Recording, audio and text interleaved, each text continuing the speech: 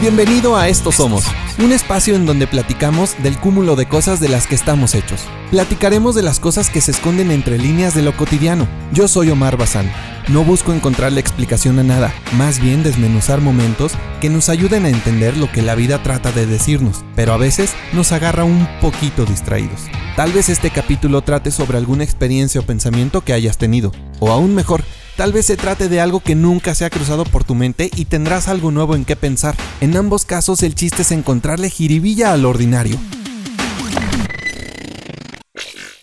Los episodios de este podcast están patrocinados por mi libro llamado Mente Desordenada. Lo puedes adquirir a través de mis redes sociales, @Omar Bazán, o a través de las redes sociales del libro, @Mente Desordenada.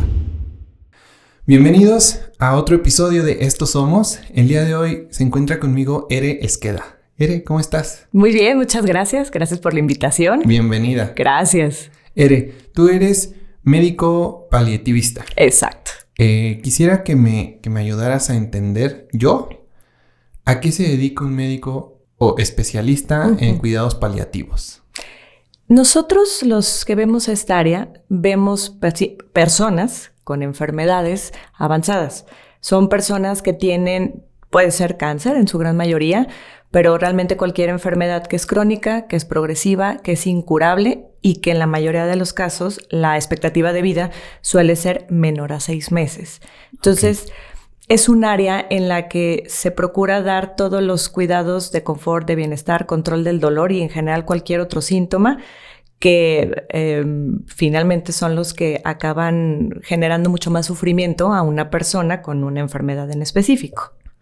Entonces, si lo entiendo más o menos bien, el médico paliativista ya no se dedica a curar. No. Ahí, si tú lo ves en lo que son como las etapas de la medicina, se divide en diferentes. Por ejemplo, está lo que es la medicina preventiva, que obviamente pues ahí paliativos no entra, porque es precisamente donde están, por ejemplo, todas las campañas, ¿no? De detección oportuna del cáncer, por ejemplo, o las campañas para vacunación. Entonces, esa área pues realmente es justo eso, ¿no? La prevención. Y luego viene lo que es ya cuando hay una enfermedad, lo que es los diagnósticos tempranos, que paliativos puede entrar con una mínima participación. Y es básicamente porque haya algún síntoma, alguna molestia que sea la que esté generando ahí, pues, incomodidad, aunque sea una enfermedad en etapa temprana. Y eso le llamamos manejo de soporte o manejo de soporte temprano.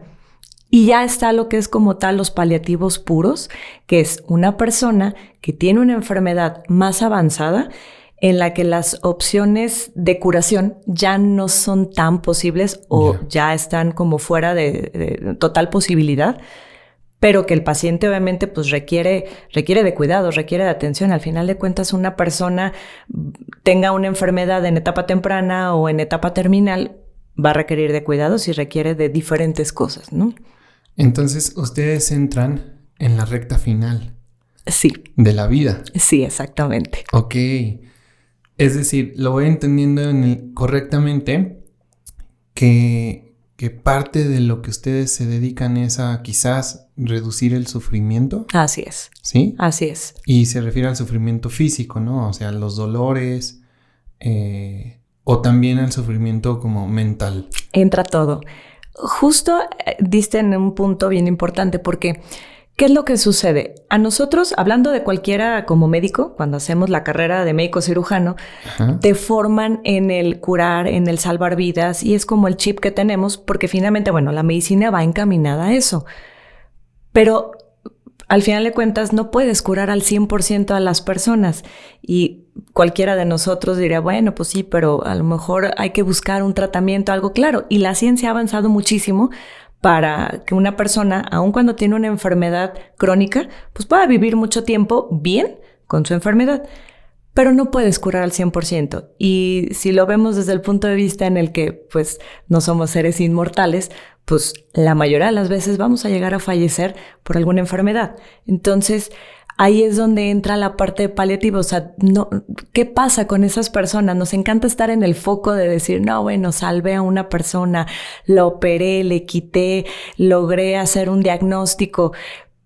Pero ¿y qué pasa? O sea, ¿qué pasa con los que están del otro lado, no? O sea, ¿quién ve esa parte? Entonces, ahí es donde surge como esa inquietud de lo que hace los cuidados paliativos.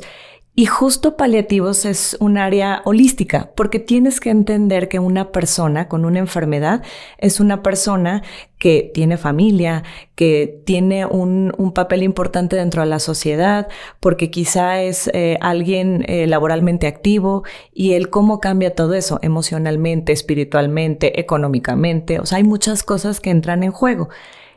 Propiamente, a lo mejor lo que es el médico paliativista sí abarca una buena parte de todo eso, pero sí se requiere de todo un equipo multidisciplinario precisamente como para poder abordar cada una de esas áreas. Va principalmente enfocado a lo físico porque es como lo primero que te disminuye tu calidad de vida. Claro. Entonces, y ahí es donde dice uno, bueno, ok, ¿qué necesito yo para tener una buena calidad de vida? ¿O qué necesito para tener una mejor calidad de vida, aún en una circunstancia de una enfermedad complicada, ¿no? Ya. Ahorita mencionas calidad de vida y quiero regresar a eso más adelante, pero antes quisiera preguntarte algo más. El decir que tú te involucras en la última etapa de la vida, tanto en reducir el sufrimiento físico, pero también el sufrimiento mental, tú como médico también tienes como esta preparación, o se me hace un superpoder a mí, de entablar diálogos con el paciente y con los familiares. ¿Y cómo lo haces, Ere? Hay un entrenamiento, los que cuando hacemos la especialidad en cuidados paliativos, pues al principio sí entras como en ese shock, porque Ajá. dices, híjole, qué difícil es como el hablar de malas noticias, ¿no? O sea, qué complicado. La mayoría, ya no digo ni de los médicos, en general de las personas tendemos a eludir esa parte, como verlo o como algo lejano o algo incluso a veces hasta ajeno. Entonces, cuando uno ve esta parte, tienes que llevar un entrenamiento en el que es un protocolo que lleva varios pasos, uh-huh. precisamente de cómo debes de hacer ese abordaje. Y entra desde el punto de tienes que entender lo que está pasando a la otra persona. Tiene que haber empatía. Eso sí. es, por un lado, comprender qué es lo que está ocasionando una enfermedad en esa persona. Y tienes que empezar a conocer cuál es su red de apoyo. O sea, el ver qué es lo que facilita o dificulta el que una persona tenga un área de confort en el que puedan estar mucho más cómodos. Pero es algo que sí requiere tiempo. Y dentro de esa formación se requieren varias cosas. Sí. Una de ellas es, tienes que empezar a entender que no te puedes reflejar en la persona que tienes enfrente. Tienes que ser empático, sí, tienes que entender, sí, tienes que escuchar, mas no puedes meterte como tal en el rol, porque si no, entonces empiezas a generar emociones también en las que uno empieza a absorber. Sí. Y ahí es donde luego se empieza a perder un poquito como el foco de las cosas. Y la otra cosa es que tú sabes que eventualmente esa persona a corto, mediano, largo plazo va a llegar a un fallecimiento. Entonces, ese punto de llegar a hablar de la muerte, ahí es donde genera un poquito más de ruido. En la cultura mexicana es complicado hablar de muerte. Entonces, podemos hacer mucha mofa sobre eso, ¿no? Y tan así que pues hasta tenemos todos los dibujos, ¿no? Y caricaturas sí. al respecto. En la lotería y todo. Exactamente. Entonces, pero simplemente, ¿no? José Guadalupe Posada no tiene a la Catrina. Uh-huh. O sea, ¿cómo vemos eso? Pero ya cuando lo tienes que enfrentar en alguien cercano, ya sea familiar o no se diga cuando es en uno mismo, se vuelve muy distinta la cosa. Entonces genera mucho ese estrés de hablarlo. Y entonces ahí es donde hay que empezar como a rascar un poquito, de decir, ok, a ver, ¿hacia dónde quiero encaminar esta conversación? ¿Qué es lo que me interesa saber de esta persona? ¿Qué necesidades tiene?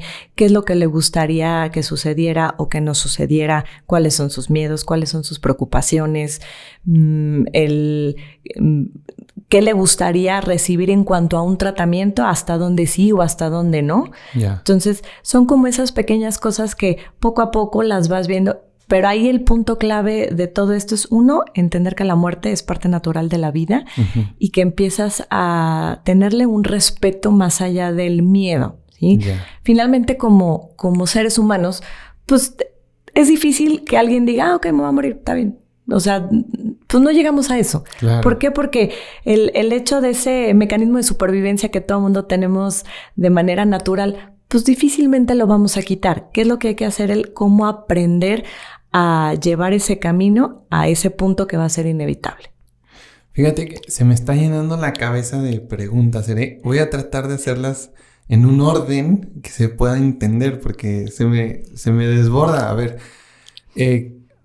una que me carcome es... he escuchado muchas veces la pregunta, ¿cuál es tu mayor miedo? Y creo que la respuesta que más he escuchado que se repite es a la muerte. Uh-huh.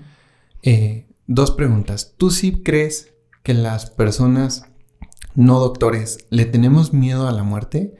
Y preguntarte, después de tantos casos que has vivido, ¿tú todavía le tienes miedo a la muerte?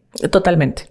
Yo creo que no médicos y no importa la profesión que tengamos, ajá, todo mundo tenemos miedo a la muerte.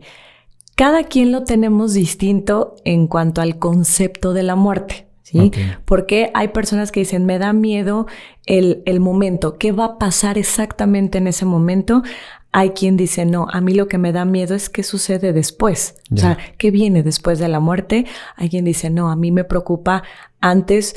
¿Por qué? Porque no quiero tener dolor, no quiero que me falte el aire, no quiero que me pasen cosas que eso haga un proceso de agonía y que esto se vuelva largo y que pues, se vuelva un calvario para la persona y obviamente para los que están alrededor. Pero yo digo que todos tenemos miedo a la muerte. A lo mejor habrá quien diga, ok, sí me da algo de miedo, pero me siento listo. Uh-huh. Y hay quien diga, no, definitivamente es algo que ni siquiera quisiera llegar a pensar o a considerar que algún día me voy a ir, ¿no? Aunque, o sea, lo pensamos como, bueno, a lo mejor cuando tenga, no sé, 80 años, 90 años, pues tal vez. Pero la realidad es que creo que en cada etapa sigue estando como que ese estrés, ¿no? Sí, claro. De vivirlo. Y de platicar con los familiares de los pacientes, ¿tú sientes que le tenemos más miedo a nuestra propia muerte o le tenemos más miedo a la muerte de nuestros familiares? De nuestros familiares.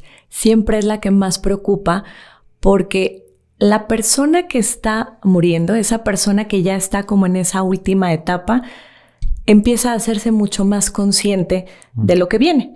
¿Por qué? Porque lo empieza a ver en todos los cambios que hay, principalmente físicos, de lo que está sucediendo. Entonces, de manera casi natural empieza a haber como una preparación en diferentes cosas. Pero para los cercanos, ya sea familia, sean amigos, o sea, la persona que esté ahí, le cuesta más trabajo. Esa parte de aprender a soltar. ¿Por qué? Porque muchas veces estamos buscando como hay que hacer, hay que operar, hay que hospitalizar. Y la mayoría de las veces las personas dicen, no, yo ya no quiero eso. Quiero estar en mi casa, quiero estar con mis cosas, con mi familia, con mis mascotas, con mi área donde yo me siento seguro y no en un hospital que, aunque sea un hospital que tenga toda la mejor atención y sea el hospital más equipado y el más nuevo, no deja de ser un hospital al final de cuentas. Claro. Entonces se vuelve ese espacio frío, impersonal, pero a los que están alrededor sienten como que fuera un espacio más seguro. Conforme van avanzando las cosas y van viendo los cambios, ya lo empiezan a entender de que dicen, no, creo que es mejor estar aquí en casa, ¿no? Es mejor tener aquí a esa persona, pero sí cuesta más trabajo soltar que ser el que la propia persona diga, ya llegó mi momento, me siento en paz, dejé mis cosas en orden. Y a los que están alrededor es como ese momento. Y muchas veces hacemos como familiar, uh-huh, hacemos como el tratar de encontrar soluciones, aunque a veces puedan ser cosas invasivas, pero con la intención de retener. Entonces nos llegamos a volver, yo creo que la palabra correcta sí sería egoístas, porque ya no es ver lo que la persona de enfrente necesita, es lo que yo quiero hacer para yo sentirme tranquilo con tal de que esa persona no se me vaya. Claro. ¿No? ¿Y has notado o has visto casos en donde ese egoísmo les lleve como a hacer cosas, o sea, de, no sé, dar medicina. Totalmente. ¿Sí? Sí. Son los menos, afortunadamente, porque ahí entra un punto clave de cuándo es donde participan los cuidados paliativos. Como en México no hay todavía mucha cultura y mucho conocimiento al respecto, entonces mucha gente, incluso en el gremio médico, mucha gente no lo sabe qué son los cuidados paliativos. Entonces, ¿qué sucede? Que al paciente lo mandan cuando ya está así como que en los últimos días, y los han llegado a mandar literal en el momento ya de últimas horas de vida, pues difícilmente vamos a poder hacer muchas cosas en ese momento. Pero cuando hay como un envío temprano en el que, ok, ya sabemos que es una enfermedad, que está en etapa avanzada, que las posibilidades de que vaya a vivir mucho tiempo pues son limitadas, ok, ahí es donde podemos empezar como a trabajar toda esa parte. Y eso te da tiempo a que también el paciente y la familia vayan conociendo el proceso, se vayan empapando de qué cosas son esperadas que sucedan, es decir, algo que es natural, y qué cosas es donde sí hay que intervenir. Por ejemplo, es muy común el que veamos que las personas, conforme se van debilitando, empiezan a pasar más tiempo dormidos, ¿sí? Yeah. Entonces muchas veces les genera ruido porque es que yo quisiera que esté más tiempo despierto, yo quisiera darle alguna pastilla, pueden ser vitaminas, pueden ser... Y ya no va por ahí, o sea, lo podemos dar, sin embargo no va a haber una diferencia. ¿Por qué? Porque es algo que el propio cuerpo va marcando como ese paso de cada etapa de los cambios de la enfermedad. Claro. Entonces, el que tú tengas ese tiempo como de preparar a la familia y a todos los que están alrededor de cuáles son esos cambios, les genera esa tranquilidad. Les da más miedo el no saber qué viene a cuando tenemos un poquito más de herramientas y decir, ok, esto ya me lo habían explicado, yo ya sé que esto iba a pasar, ok, esto yo sé que es natural, yo sé que esto no genera molestia, aunque veamos un cambio físico, pero no es algo, por ejemplo, doloroso. En cambio, cuando hay algún síntoma, decir, bueno, es que he estado con mucha náusea. Claro, tenemos que dejar medicamentos y hacer todo un esquema y un control, pues para controlar una náusea o un dolor o insomnio, etcétera. Pero ya cuando llevas ese caminito, es más fácil. Aún y con eso, sí hay casos en los que hay una negación total, incluso hasta hablarlo con el paciente. Eso se llama conspiración del silencio. ¿Qué sucede? Y eso es bien común.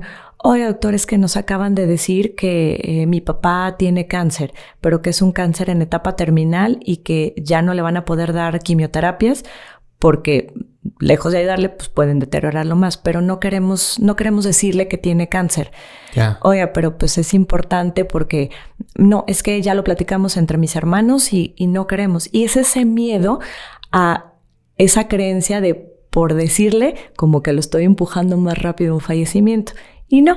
Entonces, cuando pasa eso, nos aferramos a podemos poner un suero, aunque el suero en ese momento ya no tenga un beneficio, o hay que ponerle sangre, que es una transfusión, y si damos este medicamento, ¿cree que funcione? Entonces cuesta ahí un poquito de trabajo como el hacer esa conciencia de que no es que el medicamento no funcione o no es que no estemos haciendo lo suficiente, sino que el cuerpo va marcando el ritmo de los cambios por lo que va haciendo la enfermedad. Entonces hay cosas que se vuelven inevitables. De alguna manera, el dar una pastilla sería lo de menos o una inyección. El problema es cuando ya empezamos a caer en cosas más invasivas.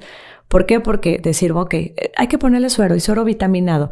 Pues sí, pero ese suero implica que es una persona que tiene que estar con la mano, que no la mueva para que no se tape el suero, para que no se ponche la venita, en la que hasta para pararse al baño, pues hay que estar a ver el suero y que no se zafe. Entonces, eso limita mucho la movilidad y son cosas que se vuelven incómodas.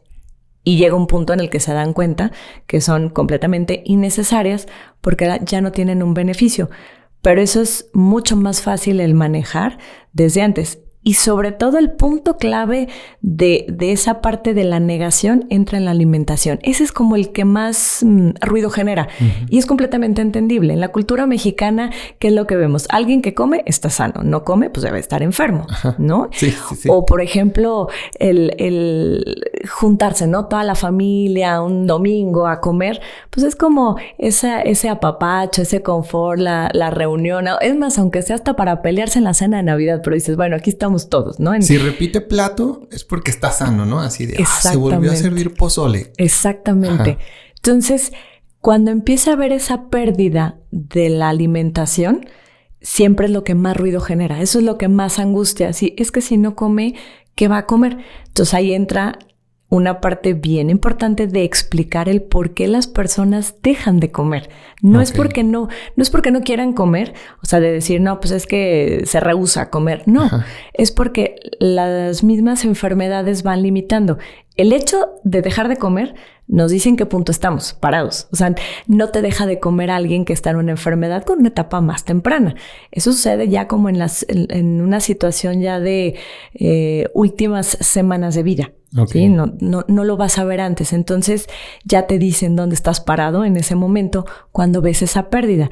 Pero lo que más genera tranquilidad es cuando explicas que ya no sienten hambre, ¿sí? O sea, porque hay que saber diferenciar lo que es el estado de inanición, de decir, pues es que no come, y por el hecho de limitar la ingesta, aunque el cuerpo lo necesite, viene un deterioro, a que ya el cuerpo sea el que ya no requiera esa alimentación porque ya se está enfocando en otras cosas, de esos cambios de, digamos, de preparación a un final de vida. Entonces ya no hay apetito.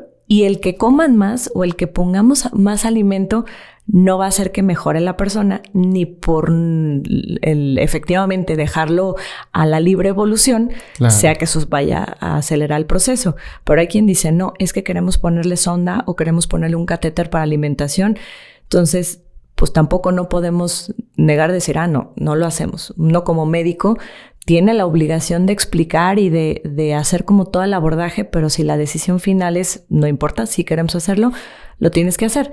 Pero ahí es donde ves mucho sufrimiento, porque ¿qué sucede? Es una persona que puedes mantener con vida por un pequeño tiempo más, tampoco no es mucho, pero la puedes mantener con vida, pero no es una vida con calidad, es una persona que tienes en un estado de mínima funcionalidad, claro, pero está sufriendo, porque ¿qué es lo que sucede, por ejemplo, en cáncer? Una persona que tiene cáncer, mientras mantenga una alimentación por la vía habitual, está perfecto. Es lo mejor que puede haber. Muchas veces utilizamos suplementos para ayudar como soporte a la alimentación. Se utilizan nutriciones, lo que le llaman nutriciones artificiales, que es cuando se alimentan a través de un catéter, por ejemplo, o las nutriciones por sonda, que aunque sí es conexión a estómago o a intestino, pero bueno, sigue siendo como la vía. Pero esas, por ejemplo, las usamos para cuando es alguien que sí necesitamos nutrir de una manera más rápida, pero porque si alguien se va a someter a una cirugía o que tiene una herida que no cicatriza, requerimos mejorar el estado nutricional, etc. Pero cuando eso tú lo haces en una etapa ya terminal, tú metes nutrición y es alguien que tiene un cáncer avanzado, el cáncer va a crecer, se va... no tanto que se alimenten como tal las células tumorales de eso que tú estás administrando, pero sí vuelven más resistente a la enfermedad. Entonces, ¿qué hace? Que el cáncer se empieza a reproducir de manera más acelerada. Entonces, realmente la persona no está aprovechando esos nutrientes, pero eso difícilmente lo pueden ver en un inicio. Quien dice, no, yo quiero la nutrición y no importa, ¿no? O sea, a mí pónganmela. O sea, es decir, que incluso una decisión así de nutrición mal dada puede reducir días o horas de vida. Exactamente. Es correcto, sí. Fíjate que ahorita que me platicabas, noté dos síntomas del egoísmo del que hablabas. El primero de ellos, el querer que una persona que quiere dormir se mantenga despierto. Es decir, es que yo quiero que la persona esté despierta. ¿Y es para qué? Para disfrutarla más. Exacto. ¿Quién? Pues yo. Exacto. Es ese, ¿verdad? Es ese egoísmo, sí. el de yo no quiero que se vaya porque entonces yo voy a sufrir y yo la voy a extrañar. Entonces, el segundo que dijiste fue el de... ya se me fue. Bueno, pero mencionaste otro. Déjame ver si me acuerdo. Mencionaste... El de no decir no decir la información. El otro que mencionaste fue el de no decir la información, creyendo que la persona no va a tener la fortaleza de como de lidiar con su propia situación, ¿no? Sí. Y en su lugar lo lidio yo por él. Exacto. Y le juego como al titiritero. Es decir, Sí. yo voy a saber exactamente en qué momento las cosas van a ser lo mejor Sí. para él. Y creo que no hay nada más falso que eso, ¿no? Es decir, yo no puedo saber a ciencia cierta todas las decisiones que la persona tomaría Exacto. en su propio bienestar. ¿Por qué? Pues porque no lo siento. No siento lo que él está sintiendo en su cuerpo. Así es. Ya, ok. Ahí es mucho esa parte de...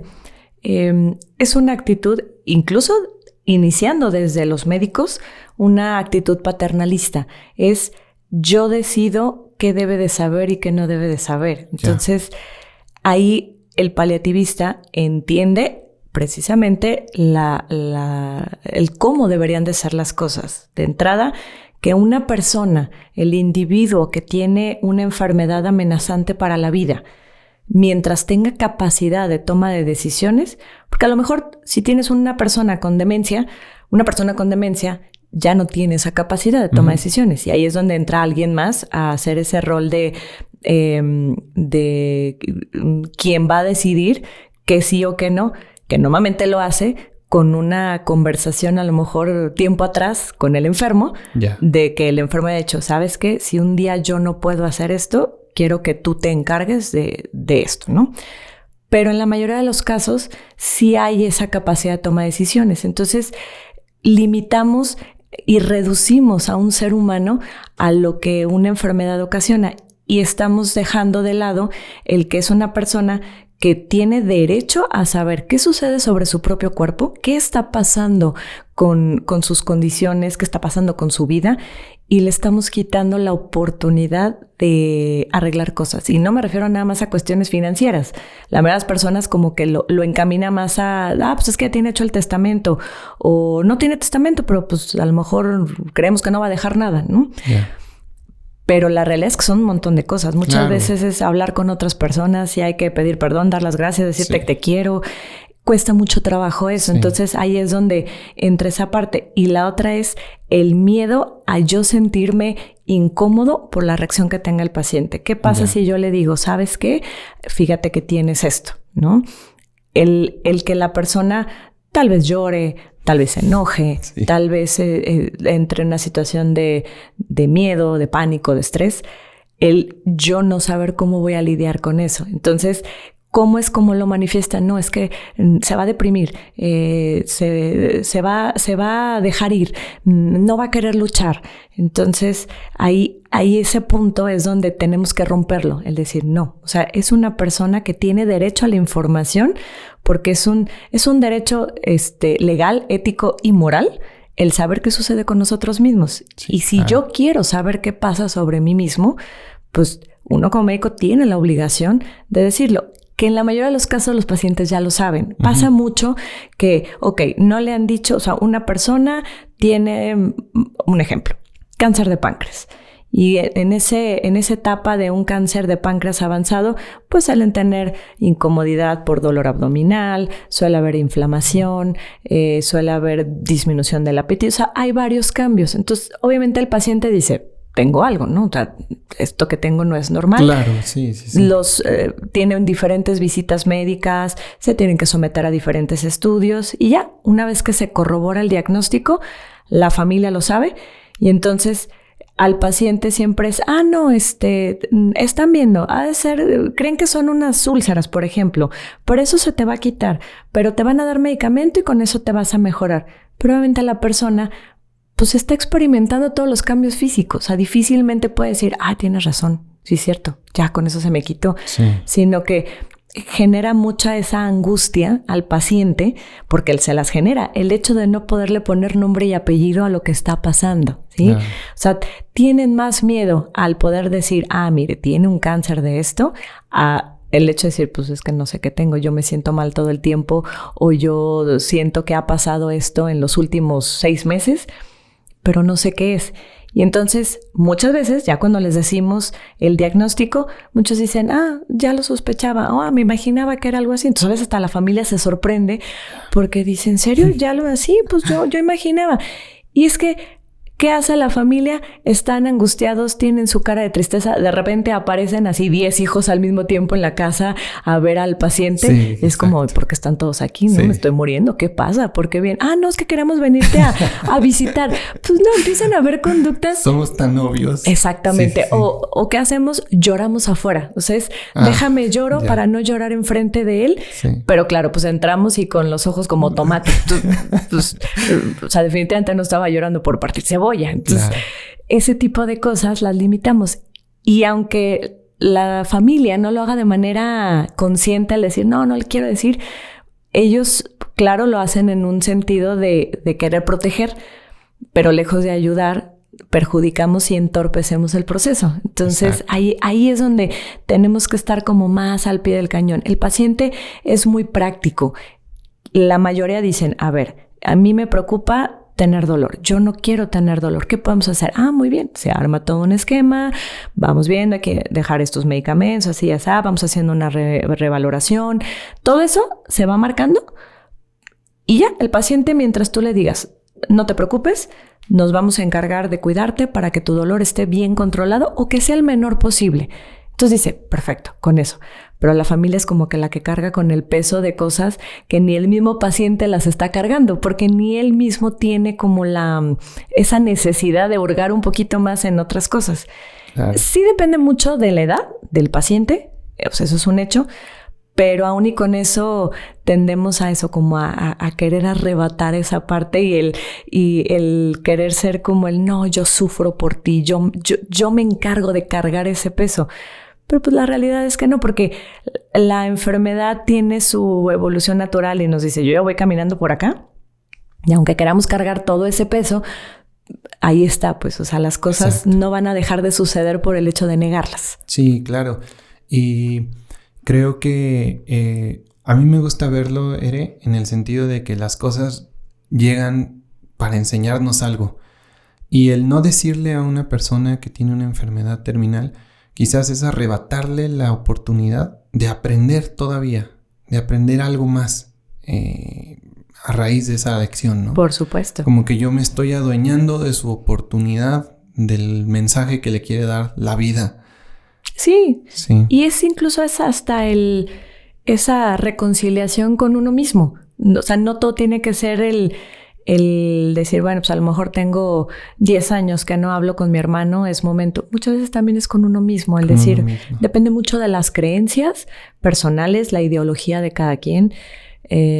Desde el punto de vista de la religiosidad, cada quien tiene expectativas distintas y cada quien lo ve desde una manera muy diferente. Cuando se tratan personas de diferentes religiones, todavía cambia mucho más la cosa. Pero aún estando todos dentro de una misma religión, la percepción y la comprensión de lo que sucede es bien diferente y todos tenemos mecanismos de afrontamiento muy distintos. Hay quien va a reaccionar enojado y hay quien va a reaccionar a lo mejor llorando, ¿sí? Y son emociones válidas, pero tratamos de ignorar esas emociones por evitar como ese proceso. O sea, ¿qué queremos? Queremos todo el tiempo verlo contento, verlo feliz, ver que esté en tranquilidad, en paz.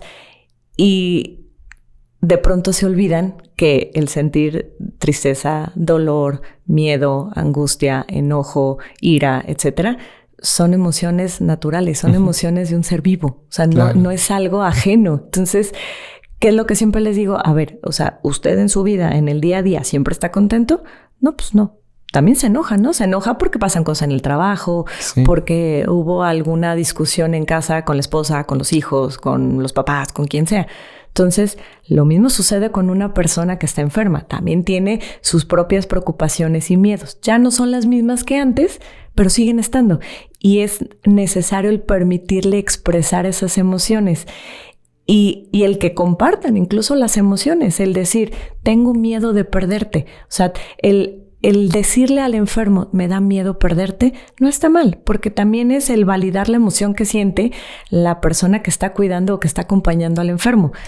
Pero es también hacerle saber al enfermo, estoy entendiendo lo que estás pasando, te estoy acompañando en este proceso y por esa razón también estoy sintiendo miedo, estoy sintiendo tristeza. Y el paciente lejos de sentirse como relegado, se siente entendido. Entendido, ¿sí? Como abrazado. Exactamente, Sí. porque, o sea, tratamos de hacernos los fuertes. No, yo voy a estar fuerte por mi papá, por mi hermana, por mi esposo. Yo voy a estar fuerte porque no quiero que me vea llorar y yo soy el que tengo que mantener mi... Entonces empezamos a dejar de ser funcionales y entonces ya no tenemos la misma capacidad de cuidar y tomar decisiones en beneficio del enfermo. Y hay algo importante, y esto es una frase clave, que un cuidador, para poder cuidar a un enfermo, tiene que estar primero bien él. Si yo como cuidador no estoy bien, me va a costar mucho más trabajo poder cuidar a un enfermo. Y eso va desde comer, dormir, tener horas de bañarte, de despejarme, porque luego viene también ese sentimiento de culpa, de decir, es que no quiero salirme porque me siento mal de si a lo mejor hoy me invita una amiga a tomarme un café, para no pensar en enfermedades por 1 hora. Y viene ese sentimiento de culpa de, es que lo dejé, que se quede a cargo de otra persona, pero es que soy malo. Entonces, pues no, al final de cuentas, aparte de cuidar y acompañar a un enfermo, pues también tenemos otros roles en la vida. Tenemos que trabajar, tenemos que atender una casa, tenemos que... diferentes actividades, los que tienen hijos. O sea, hay muchas cosas que entran en juego y no podemos como perder ese rol. Y de pronto se nos cierra ese mundo y es como todo a lo que el enfermo necesite. Entonces, ahí es donde hay que cuidar ese binomio. Porque la vida sigue su curso normal. Así es. Que ya estaba trazado desde antes. Hay una palabra que tengo mucha curiosidad, que es la esperanza. Entiendo que cuando tú entras en la fórmula es porque ya no hay esperanza. Entonces, siempre la hay. ¿Siempre la hay? La esperanza es algo que no se quita. Eso es algo importante. Esa era mi duda. No se quita la esperanza. Se puede ver disminuida, mas no tenemos nadie ni el derecho de quitarla. ¿Por qué razón? Porque aunque sepamos que un día vamos a fallecer, tampoco no tenemos así como anotado la fecha y la hora exacta. Y creo que nadie quisiéramos saberlo, claro, ¿no? Decir, voy a fallecer en 2 horas. No, espérate. Entonces, siempre es esa parte de esa ilusión de vida que nos da la esperanza, también es un aliciente en el día a día, en la vida. Entonces, la esperanza no se quita. Y ahí entra el cómo dar las malas noticias. O sea, ese es un punto importante, porque no es lo mismo llegar y ser una persona, ¿sabe qué? Tiene un cáncer, es un cáncer de mama, ya está, tiene metástasis, está invadido en todo el cuerpo, no puede dar el tratamiento y usted va a fallecer. Pues cualquier persona se queda en shock. O sea, es como, ok, ¿qué es el primer sentimiento? No, pues me desahuciaron, ¿no? Sí, exacto. Viene ese sentimiento de, no, pues ya, o sea, una muy mala frase, y digo muy mala porque realmente la utilizamos o la utilizan muchos médicos que no son del área de paliativos, es que ya no hay nada que hacer. Y es una frase espantosa. Qué feo que te digan ya no hay nada que hacer. O sea, es como, pues sientes que te están aventando al vacío. Y pues una cosa es que ya no se puede hacer nada desde el punto de vista curativo, pero siempre hay algo que se puede hacer, ¿sí? Okay. O sea, hay una frase muy cierta que dice que hay enfermos incurables, pero no hay enfermos incuidables. Entonces, el hecho de decir, ¿tienes dolor? Ok, yo te puedo dar, te toca esta pastilla, la doctora nos dijo que te puedes tomar esto, y eso ayude. Entra como en también es decir, estoy haciendo algo, ¿no? O sea, yo como cuidador, yo como médico, estoy haciendo algo para ayudar a que esa persona no sufra. Entonces, esas pequeñas cositas también son ese rayito de esperanza, de decir, bueno, puede ser, y siempre va a haber como en algún punto recóndito de nuestra mente, de nuestro ser, el decir, a lo mejor y se hace el milagro y me curo, me salvo. Y no se trata de quitarle la esperanza a nadie. ¿Qué se busca hacer? Hay que tener conciencia de cómo está la enfermedad, qué es lo que está sucediendo y qué es lo que muy seguramente va a suceder, pero siempre esperando lo mejor. Esa es como la parte de la filosofía de los cuidados paliativos. Estar preparados para lo peor, esperando lo mejor. Siempre. Okay. Entonces, ahí es donde no quitas eso. Y finalmente no tenemos el derecho a nadie a quitarle la esperanza a otra persona. tienes que trabajar cuando hay esa negación, porque ahí sí, o sea, cuando entras en un punto de negación de no, yo voy a estar bien, no me va a pasar nada y no, yo sé que Dios me va a hacer el milagro, que el universo me va a ayudar a que yo salga adelante y esto desaparezca. Entonces viene esa frustración cuando obviamente las cosas pues siguen avanzando y que sucede todo lo contrario. Sí. Pero mientras tú puedas mantener como esa ilusión y esa esperanza de vida, eso da mucho. Los cuidados paliativos no se enfocan en la muerte, se enfocan en cómo reforzar y validar la vida de una persona. Vive un día, vive una semana, un mes, un año, 10 años, el tiempo que tenga que vivir, pero es eso, es el validar la vida, el decir, yo te voy a cuidar, yo te voy a hacer, yo te voy a dar, yo te voy a revisar, etcétera, en todo este proceso, ¿sí? Independientemente de la temporalidad de las cosas.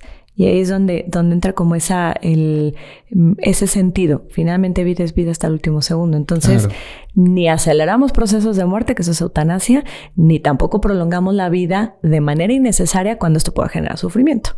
Ya. Mencionaste algo, Ere, al inicio, que dijiste la frase calidad de vida. Y yo siempre he creído siempre había creído que no existía el bien morir, que existía el bien vivir, ¿no? Pero ahorita mientras estoy escuchando, estoy replanteando muchas estructuras que tenía en la cabeza y quisiera preguntarte, desde tu punto de vista dijiste que los cuidados paliativos no se enfocan en la muerte, se enfocan en la vida, pero ¿existe el bien morir? Sí, totalmente. Sí existe porque cuando tú comprendes que tienes una enfermedad amenazante y que eso en algún momento te va a llevar a un posible fallecimiento, el cómo te prepares para llegar a ese momento, ahí entra mucho de eso. Y ahí hay una parte que va directamente asociada, que es calidad de vida con dignidad. Es difícil medirlo, o sea, utilizar una métrica precisa para medir calidad de vida y medir dignidad, porque cada quien lo tenemos distinto. O sea, para algunas personas van a decir, para mí calidad de vida es poder no sentir falta de aire. ¿Sí? Y hay quien diga, no, bueno, pues yo a lo mejor mientras traiga puesto mi oxígeno, no, pero a lo mejor para mí calidad de vida es no tener dolor. O hay quien diga, no, es que para mí o sea, no importan los síntomas, pero el que yo pueda seguir caminando por mí mismo, ¿no? No depender de otra persona. Yeah. Entonces, ahí entra ese punto, es algo muy personal. Y justo va relacionado a la dignidad, porque una persona puede decir, es que para mí ya no es digno el que alguien tenga que cambiarme la ropa interior, ¿no? Cuando empezamos a necesitar utilizar pañal, por ejemplo, ¿no? Entonces dicen, es que para mí eso ya se pierde, esa dignidad por el hecho de tener que utilizarlo. Y hay quien diga, no, realmente a mí eso no me incomoda. A mí lo que me haría perder mi dignidad es el hecho de, no sé, no poder tomar agua. Entonces, tienes que trabajar sobre ese punto de esa persona, no a cómo lo mida yo, sino a cómo lo mide el enfermo, ¿sí? O sea, no es a mi interpretación, sino es a lo que realmente la persona me está diciendo que está necesitando. Entonces, tú tienes que hacer todo un trabajo. Finalmente, como la enfermedad es activa y va cambiando, pues los cuidados paliativos tienen que ser dinámicos y tienes que ir un paso adelante. Tú tienes que pensar de cómo tu paciente está ahorita, cómo va a estar en un mes, por ejemplo, ¿no? Ok, es que yo sé que de aquí a un mes, pues muy seguramente ya va a requerir de otras personas, de terceros, para cambiarse la ropa, ¿no? Hay que preparar a esa persona para que cuando llegue ese momento sea lo menos sufrible, el decir, híjole, ese cambio de yo que podía hacer mis cosas, de pronto ya tiene alguien, las cosas más básicas, alguien ya las tiene que hacer por mí o me tiene que ayudar a hacerlas. Entonces, todo ese proceso facilita el bien morir. Si lo vemos como desde un punto global, ¿cuál es como el concepto general de bien morir? Pues el morir sin dolor, estando dormido y simplemente el decir, dejé de respirar y no me di cuenta. Yeah. Que eso era una maravilla. Sí. O sea, la idea es quizá no llegar a tener que vivir como el sufrimiento, estar así con todos esos cambios físicos y todo en descontrol, pero sí el que una persona puede estar en el espacio donde se sienta cómodo, con las personas que se sienten cómodos, con los medicamentos adecuados para controlar los síntomas que incrementen ese sufrimiento y que tengan a la mano lo necesario para resolver cualquier tipo de pendiente que tengan. De lo que decíamos, en cualquiera de las áreas, si es social, espiritual, económica, familiar, etcétera, pero que tengan lo necesario para que puedan resolver y tener todo listo. Y es un poco, yo se los digo a mis pacientes, el hacer ese ejercicio de ir acomodando las cosas es como cuando hacemos un testamento. Uh-huh. El día que cuando vamos y llenamos un testamento, pues no es pensando porque me voy a morir mañana, es pensando el día que falte, yo quiero que mi familia no tenga que batallar con esto, quiero que sepan dónde está esta cosa o etcétera, ¿no? Sí. Esa es la intención, que al final de cuentas en el caso del testamento es para cuestiones materiales. Uh-huh. Pero el que una persona haga como ese ejercicio, como un testamento de vida, como tal, que en el área cuidado le llamamos yo quiero, así se llama, y es precisamente el tener todo eso listo, no porque me vaya a morir mañana, sino porque si yo sé que esto me va a llevar en algún punto a un cierre de ciclo de vida, ok, yo quiero tener todas mis cosas en orden. Es muy desgastante estar pensando en las enfermedades y en la muerte 24/7. O sea, a los pacientes los cansa.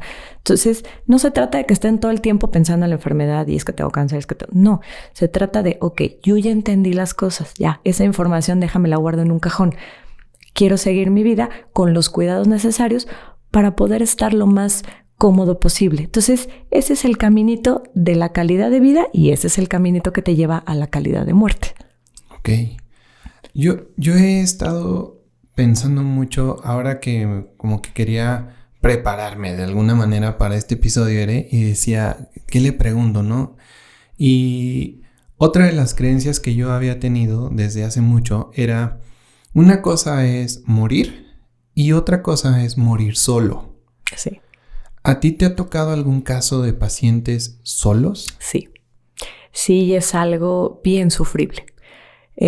Hay varios escenarios que son complicados para el paciente. El principal es ese, cuando hay personas que por la razón que sea alejaron personas en su vida, no hicieron buenas relaciones, la razón que sea, ¿no? Claro. Entonces llega a haber ese momento en el que pues no tienen como una familia o seres queridos cercanos alrededor para cuidarlo. Casi siempre hay alguien que se ofrece. Muchas veces puede ser un vecino, puede ser ¿verdad? Alguien. O sea, por lo general hay alguien que se ofrece. Pero sí tienen ese sentimiento de rechazo, pues obviamente, y viene mucha culpabilidad. Entonces, como hay cosas, tú no puedes obligar a los familiares, otras personas, a que quieran al paciente. No los puedes obligar a que estén ahí asistiéndolo. O sea, no puedes forzar a nadie. Entonces, tienes que facilitarle al paciente las maneras de cómo encontrar a alguien, ya sea pagado o de manera voluntaria, como un ejercicio social, el asistir a un enfermo. Pero que el enfermo aprenda a soltar esas emociones de culpa, porque la mayoría de veces se llevan esas emociones de culpa, es que no hice, es que porque nunca atendí a mis hijos, porque no hice tal cosa, no está nadie conmigo. Y se vuelve algo sumamente doloroso. Pero también, y pasa mucho más todavía, los casos en los que tienen mucha familia, pero solamente son 1 o 2 personas participando en los cuidados. Entonces, si son, por ejemplo, 10 hijos, pues a lo mejor son 3 hijos los que están ahí y son los que se encargan de todo, en asistencia, en gastos, en todo. Entonces sí se vuelve pesado y viene una cosa que se llama el desgaste del cuidador, ¿sí? O sea, en inglés es el burnout. Entonces, ¿qué sucede? Que empieza a haber ese desgaste precisamente porque les toca entre poquitos hacer todo. Yeah. Entonces, o muchos casos en los que, pues sí, hay varios integrantes de la familia, unos hacen más, otros hacen menos, pero verídico, todavía no ha fallecido el paciente y encima, ahí enfrente del paciente, se están peleando la herencia. Así, encima. Lo he vivido. O sea, el paciente está vivo, está ahí. Sí, claro, en sus últimos momentos y se están peleando ahí encima, gritándose, insultándose por un terreno, por una casa, por un carro, por lo que tú quieras, por la cosa más insignificante. Sí. Tú dices, oigan, o sea, está aquí a un lado de ustedes y los está escuchando. No, pero, o sea, o es así de, pero es que verdad, tú dijiste que nos ibas a dejar la casa a mi esposo y a mí, pero entonces, híjole, se vuelve ahí como esa parte complicada. Y pues de alguna manera hasta de referee, ¿no? La tienes que hacer ahí un poquito. No te puedes meter en cuestiones legales. Finalmente, tú como médico tienes que ser muy imparcial. Y tu función es el paciente. O sea, tu función es el paciente. No puedes tomar en cuenta ni puedes tomar partido más que el del paciente y apoyo al que es el cuidador primario. Ahí sí, porque ese es el binomio que necesita como tener todo el centro de atención y toda la asistencia necesaria. Y no porque no tomes en cuenta la opinión de los demás, claro, se toma en cuenta opiniones de otros familiares o cualquier otro participante, pero no basas tus decisiones en lo que todo el mundo opine. Todo el mundo va a opinar siempre diferente. Sí. Entonces, sí es más común ver pacientes que tienen, aunque a lo mejor no sean todos, pero que sí son pues bastantes integrantes en la familia, que son los que se dividen las actividades, que arman sus propios roles. Entonces, la verdad es que eso facilita mucho las cosas, pero cuando son los casos contrarios genera mucho sufrimiento, esa soledad, esa lejanía, ese autoaislamiento. Claro. Oye, me imagino que te ha tocado en repetidas ocasiones estar con el paciente el último día de su vida. Sí. Y me imagino que la plática se torna muy personal, ¿no? Se torna como de, ay, doctor Esqueda, fíjese que no le pedí perdón o no esto. ¿Hay algún remordimiento en ese último momento de la vida que sea el que más se ha repetido, que tú hayas escuchado más? Sí, yo creo que es en base al estar. Meramente, o sea, que algún integrante de la familia lo vea como, yo creo que como luego lo leemos mucho, ¿no? De aprovecha la vida porque la vida es efímera, ¿no? Entonces, cuando alguien está por irse, dice, híjole, ¿qué he hecho, no? En mi vida. Y la familia es que no lo aproveché lo suficiente, es que no vine a visitarlo más seguido, es que no me senté más tardes a tomarme el café, a tomarme un té. Entonces, ese es como de los arrepentimientos más grandes y más frecuentes que hay. Pero se hacen, cuando haces un trabajo de cuidados paliativos con buen tiempo de anticipación, puedes trabajar todo eso. Entonces se hacen como esos cierres muy bonitos porque la familia se despide, aprende a dar las gracias. La mayoría de los casos es en casa. Yo te puedo decir, el 99% de las personas dicen, doctora, pase lo que pase, no me lleven a un hospital. Yo quiero estar en mi casa y si llego a morir, quiero que sea en mi casa. Es muy raro el paciente que dice, no, a mí sí llévenme a un hospital. Entonces, la familia, bueno, pues dice, pues es que si es su voluntad, pues entonces vamos a tenerlos aquí. Entonces, que dicen, doctora, nada más no nos suelte, por favor, no nos desampare, por favor, acompáñenos en todo en este proceso. Entonces, ¿qué es lo que hago? Claro, yo voy y veo a los pacientes a domicilio, es una consulta a domicilio, se va dando el seguimiento y ya, yo voy explicando con la familia, ok, a ver, ahorita estamos en esta etapa, por lo tanto ustedes están viendo esto, que esto es natural, esto sí hay que estar al pendiente, que no tenga dolor, que no tenga, etcétera, ¿no? Entonces, eso les ayuda a sentirse más tranquilos porque están ahí con el paciente, lo acompañan, pero tienen como la asistencia médica necesaria para no sentirse como, pues es que vamos a la deriva, ¿no? Y no sabemos si estamos haciendo las cosas bien o las cosas mal, que ese es un remordimiento grande, es una preocupación. Es que, doctora, no sé si estoy haciendo las cosas bien, es que no sé si le estoy dando el agua correctamente. Entonces, el reforzarle al cuidador, sí, claro, estás haciendo las cosas bien. El simple hecho de decir, te arrimo un vaso con agua, es hacer las cosas bien. No todo es medicamentos, no todo es el utilizar fármacos. O sea, hay muchas cosas no farmacológicas que entran en juego y muchas veces tiene más peso en controlar hasta el mismo dolor físico, el que una persona esté ahí, apapache al paciente, lo abrace, le diga que lo quiere. Tiene mucho valor eso, porque el equipo médico, el equipo de salud, podremos ser un extraordinario equipo y ser los mejores en el país y tener todas las herramientas, pero el paciente dice, pues sí, pero pues yo quien quiero aquí es a mi gente, ¿para qué quiero aquí viviendo conmigo a todo un equipo de salud? Entonces, ahí es donde tienes que reforzar que el paciente y la familia están como en ese nexo importantísimo que nadie lo tiene por qué romper, y que lo están haciendo bien, y que los remordimientos ya los dejen de lado, que sea más para aprovechar y aprender a ir. Es lo más difícil el soltar y el aprender a dejar ir. El que una persona cuando se está yendo, un familiar o varios se acerquen, papá, mamá, mi vida, mi amor, vete en paz, yo voy a estar bien, tus hijos vamos a estar bien, tus hermanos van a estar bien. Eso le da una tranquilidad impresionante al paciente, impresionante. Y no quiere decir que por eso se le quiten las preocupaciones. Por ejemplo, si yo tengo a una paciente de 40 años de edad que tiene niños pequeños y que está ya en ese punto de fallecimiento, el esposo se va a acercar y le va a decir, vete en paz, no te preocupes, vamos a estar bien tus hijos y yo. Yo me voy a encargar de que nunca les falte nada y que ellos siempre te van a recordar y tú vas a estar presente en cada etapa de su vida. La señora pues no va a decir, ok, perfecto. O sea, ella nunca va a dejar de ser mamá, nunca va a dejar de preocuparse ni en el último momento de su vida, pero sí le da la tranquilidad el saber, el que alguien le refuerce que su familia va a estar bien. Eso es así esencial. Entonces, ahí es donde hacemos mucho hincapié, el que se acerquen, el que no tengan miedo a decir lo que sienten a la persona que se está yendo, a decirle, te estoy acompañando, sé que estás viviendo un momento difícil, un momento importante, pero aquí estamos contigo, aquí no nos despegamos.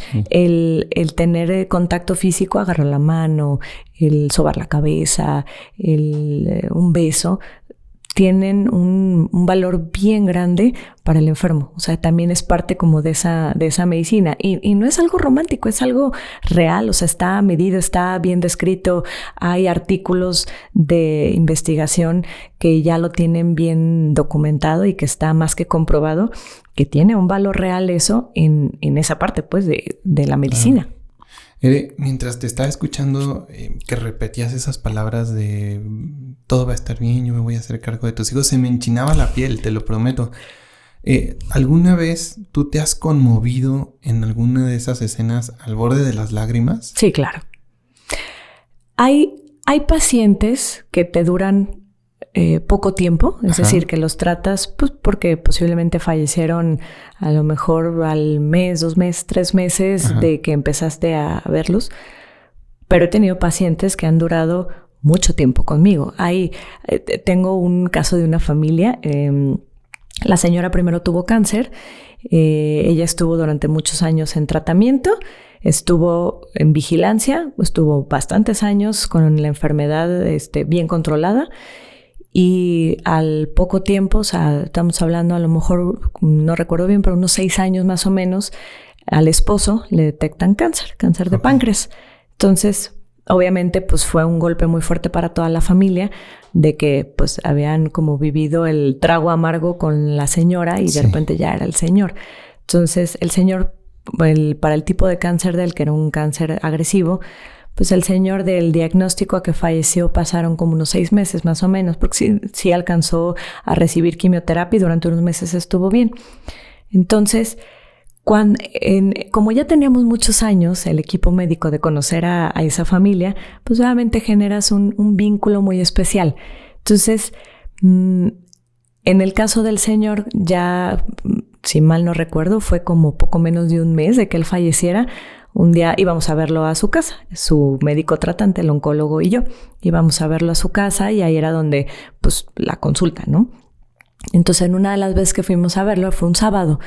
Y el señor mandó a sus hijas, les dijo, quiero que vayan ahorita y van a ir a comprar una botella de tequila y quiero que traigan quesos y carnes frías. El señor ya no podía comer mucho porque pues ya el mismo abdomen ya no se lo permitía y no podía mucho. Pero él dijo, yo quiero brindar con ustedes porque yo sé que me voy a ir pronto, pero yo sé que a ustedes les gusta el tequila, nos dijo, porque sabe que nos gustaba el tequila.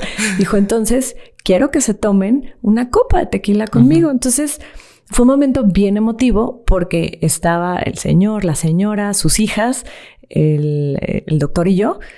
Entonces, fue un momento de convivencia, como que en ese rato dejas un poquito de lado a, ya no era Heréndira doctora, ya no era el doctor oncólogo, ya eran dos personas conviviendo con esa familia. Entonces, ese momento fue un momento muy emotivo. Fallece el señor y más o menos, de hecho, el día que el señor fallece, yo estaba en una boda de un amigo de toda la vida. Me hablaron los familiares como a las 1 de la mañana, así de doctora, creo que ya se va a ir, lo vemos ya ahora sí, puede venir, porque pues querían como corroborar ese dato. Entonces, literal, me salí de la boda. También mi colega, el oncólogo, creo que andaba en algún evento con su familia, también se salió de lo que estaba haciendo. Yo llegué en vestido largo, en taconada, y pues como va uno a una boda, a estar ahí. Y ahí estuvimos en esos últimos momentos hasta que el señor falleció. Se quedó dormido, muy tranquilo. Sus hijas, su esposa ahí con él. Pasaron más o menos unos 6 meses y a la señora le regresa el cáncer, a la esposa. Entonces había vuelto a crecer enfermedad. Ella todavía estuvo más o menos como 1 año después de que se había detectado que había crecido otra vez su cáncer, un cáncer de ovario. Y en ese ínter, bueno, ella se había sometido a diferentes cirugías y había estado con quimioterapia, varias cosas, hasta que, bueno, ya las cosas habían avanzado mucho y fue cuando ya el oncólogo le dijo, ya es momento de ya dejar las quimioterapias porque no están ayudando y te están perjudicando. Yo en ese entonces estaba a unos meses de casarme. Entonces, igual, me acuerdo que estábamos ahí en la casa. Ella lo que tenía era demasiada náusea, mucha náusea. Y a pesar de que tenía una sonda, decía que ella ya no quería la sonda. Entonces, ella quería estar más dormida. Entonces dijimos, ok, vamos a dejar medicamentos para que esté un poco más dormida y podamos controlar mejor esa náusea. Entonces, en el ínter que estábamos ahí, mi colega y yo, con ella, antes de que empezara a estar un poco más dormida, se acercó, me dijo, quiero darte la bendición porque sé que te vas a casar. Me dijo, quiero darte la bendición para ti y para tu esposo. Me regaló un rosario muy bonito. Entonces hicimos como un ritual pequeñito de oración. Entonces, imagínate, o sea, una paciente mía que tenía no recuerdo, unos a lo mejor 7 años de conocer. Entonces, de repente que sea la persona que me estaba deseando todo lo mejor para mi matrimonio, claro que salen las lágrimas y claro que en ese momento sueltas un poquito el papel. Y no es que los médicos seamos insensibles, para nada. Somos al contrario, o sea, la mayoría, creo yo, somos sensibles al sufrimiento y al dolor de otra persona. Estamos entrenados a no manifestarlo como tal, precisamente porque el paciente no lo necesita en ese momento. O sea, es como si vas con el psicólogo y de repente el psicólogo empieza a llorar, pues dices, en la terapia donde quedó, ¿no? Entonces, algo similar. Sí. Pero esos momentos en los que es un poquito como decir, a ver, vamos a ponerle pausa a la relación médico-paciente. Ahorita es una persona... Vamos a volvernos compadres. Exactamente. Entonces, claro, se vuelve un momento muy emotivo y pues obviamente sus hijas estaban llorando y era en parte, sí, esa tristeza de que estaban perdiendo por segunda vez a otro familiar tan cercano, en este caso ya era mamá, pero aún y con eso... Era como ese momento también emotivo y de gusto de poder todavía como disfrutar esas pequeñas cosas. Y ya, finalmente ella igual, cuando falleció dormida, muy tranquila, en su casa. Teníamos enfermería con ella para que las hijas, su única preocupación fuera acompañarla, que no estuvieran de, a ver, el medicamento, ¿a qué horas? Enfermería que se ocupara de lo demás. Entonces, hay casos que sí te marcan, hay pacientes que siempre te dejan todos los pacientes algo, siempre te dejan algo. Como médico vas aprendiendo y sobre la marcha vas adquiriendo más experiencia, pero de muchas cosas, no nada más en la cuestión pura de medicamentos, sino en diferentes áreas. Y eso es algo que no te lo da la formación académica. O sea, en mi caso, yo me formé en la Ciudad de México, en el Instituto Nacional de Cancerología. Entonces, pues es un hospital de los más importantes en el país en atención de cáncer y es un hospital donde ves casos que seguramente no vas a volver a ver otro en tu vida porque hay casos desde lo que es de todos los días hasta cosas muy, muy, muy raras de ver. Pero el día que sales y ya empiezas a hacer las cosas, ahora sí que fuera de ese abrigo de la escuela, donde tienes esa formación, ves muy diferente, o sea, porque dices, caray, o sea, claro, en el hospital pues no es de los libros, es el paciente que tienes enfrente, pero sigue siendo como dentro de esa academia, entonces ya afuera es muy diferente, dices, a ver, no, esto, pues, dices, híjole, esto no lo vi, esto no está en ningún libro, esto, ¿qué? ¿Cómo le hago? Entonces vas aprendiendo, con los años vas aprendiendo. Yo tengo 8 años haciéndole paliativos, tengo casi 12 años trabajando con pacientes de cáncer. Entonces, primero en investigación y después estuve en todo lo que era en asistencia y administración de quimioterapia. Pero vas aprendiendo mucho como en cada etapa y ahí es donde vas entendiendo y vas el apreciando como lo bonito de esto, ¿sí? Claro. Y hasta en tu vida diaria lo aplicas de que dices, a ver, me estoy preocupando por una tontería, o sea, como que dices esto. Entonces, que dices, oye, acuérdate que tienes hoy tantas personas que vas a ver y que están en esta situación. No te preocupes por eso, no pasa nada. O sea, sí, digo, es imposible el dejar uno de preocuparse en esta vida por lo que sea, pero sí le bajas 2 rayitas a esa. Te da una perspectiva de problemonones y te das cuenta que a veces lo que tienes enfrente no son tan grandes, son problemas más chiquitos. Ere, ya casi para terminar, quisiera, antes de hacerte la pregunta, quisiera más bien comentarte qué siento yo. Porque al principio yo no sabía si las personas que están tan cercanas a escenas de muerte, no sé si todos los días, pues, pero muy seguido, a final de cuentas eran personas que se les iba desarrollando como una 3ª, 4ª, 5ª o hasta 6ª capa de piel y que se volvían muy gruesas, ¿no? Y todo lo contrario, es lo que irradias con la mirada, con la sonrisa, y las personas que lo vean en video quizás lo puedan ver, pero en vivo se vive mucho más. Irradias mucha humanidad. Y me queda claro, pues, que todos esos encuentros con la muerte, lejos de hacernos de la piel más gruesa, te han hecho de la piel más humana. Entonces, lo platicas con tanta, no sé, como bondad, que de verdad han cambiado muchos de los paradigmas que yo tenía respecto a ese tema, ¿no? Entonces, sí. Bueno, quería comentarte que eso se siente de platicar contigo. Muchas gracias. Y quisiera hacerte la penúltima pregunta, Ere. Sí. Con todo lo que has vivido, ¿tú crees que hay algo que podemos hacer en vida para tener una buena muerte? Sí. De entrada, comunicación. Comunicación con quien tú quieras, con tu familia, con algún amigo. ¿En qué sentido? No se trata de que nos sentemos a agobiarnos, a pensar en, ay, es que si me voy a morir. Digo, si nos pensamos, pues obviamente viviríamos angustiados todos los días hasta porque el techo se nos caiga. Exacto.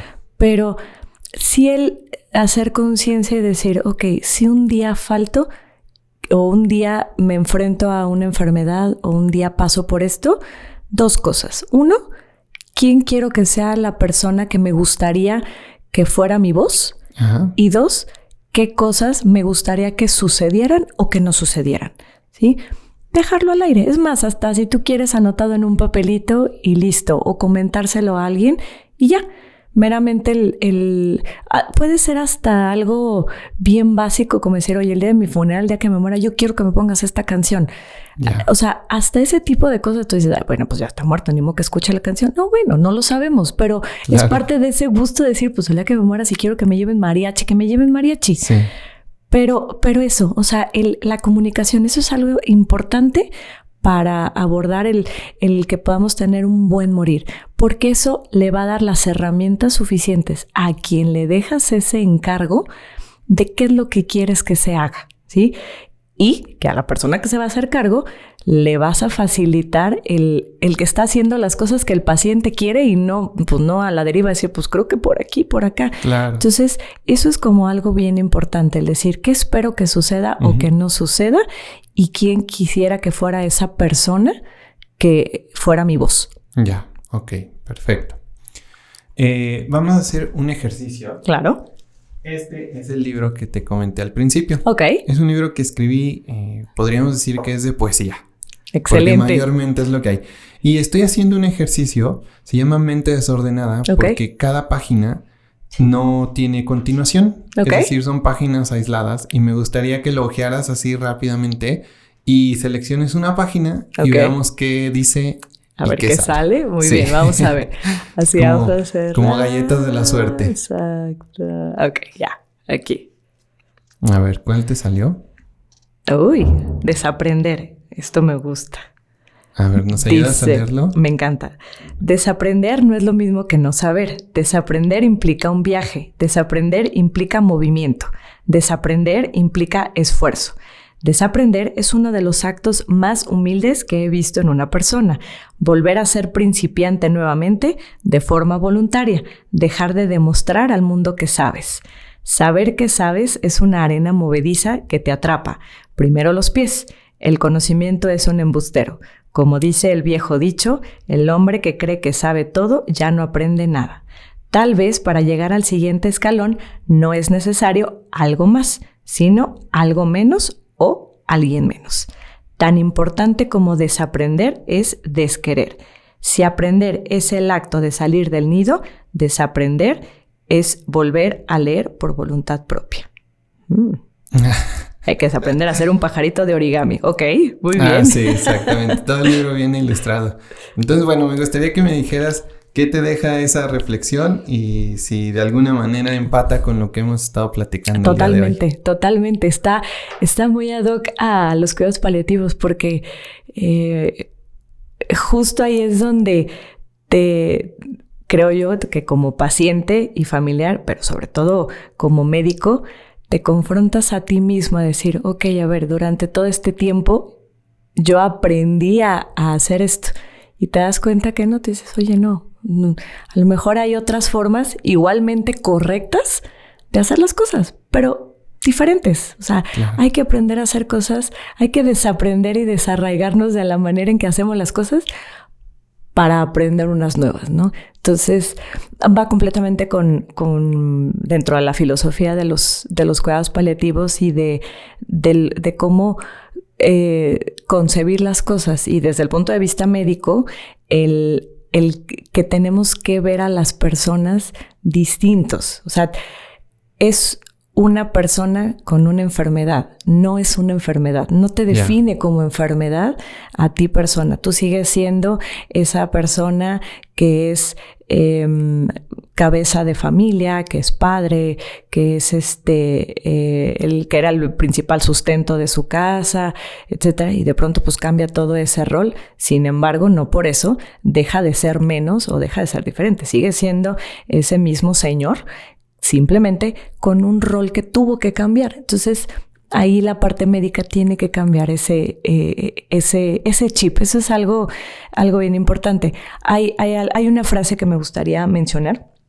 Es más que una frase, bueno, es una expresión. El doctor Eduardo Bruera, él es uno de los máximos paliativistas a nivel mundial. Él es oncólogo y médico paliativista y él es el jefe de cuidados paliativos del MD Anderson en Houston.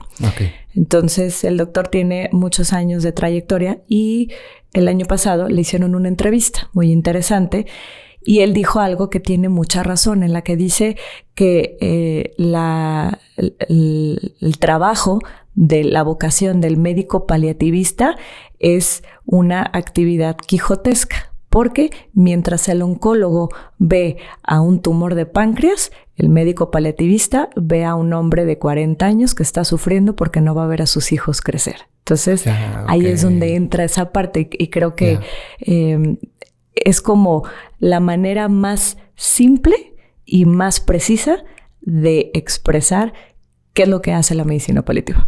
Qué bonito y qué padre que sea ese esfuerzo constante de no homogeneizar a tus pacientes, sino que es cada paciente por separado, diferente, y no lo que acabo de hacer con el paciente A, lo tengo que repetir igual con el paciente B. Así es. Qué padre que se vea así con tanta humanidad esta parte de la medicina, Ere. La última pregunta, que es la que da vida a este podcast, que se llama Estos Somos, precisamente es, con todo lo que has estudiado, Ere, con lo que has vivido, con todo lo que has visto, para ti y desde tu punto de vista, ¿qué somos? Somos las experiencias que acumulamos. Somos lo que permitimos, que nos permitimos a nosotros mismos vivir. Somos eso que haces o dejas de hacer en el día a día. Creo que ese es como lo que nos engloba en qué somos, más allá de una etiqueta única específica. Al final del día, y eso es algo que he aprendido y lo he escuchado muchas veces, los pacientes de lo que son como de sus últimas memorias tiene que ver con cosas importantes que hicieron o que no hicieron en su vida. Esas anécdotas incluso puede ser algo muy básico, y eso es como la parte que más tienen presente. Entonces, si nosotros pudiéramos trazar nuestra vida desde el día que llegamos hasta el día que nos vamos, finalmente lo único que podemos ir acumulando son experiencias, son memorias basadas finalmente en vivencias previas. Entonces, creo que eso somos vivencias. Gracias por escuchar este capítulo. Recuerda visitar nuestras redes sociales Facebook e Instagram, así como nuestro canal de YouTube. Búscanos como Estos Somos Podcast. Puedes dejarnos algún comentario sobre alguna idea que te haya gustado o que no te haya gustado, así como sugerencias de invitados que te gustaría escuchar. Mi nombre es Omar Bazán y nuevamente gracias.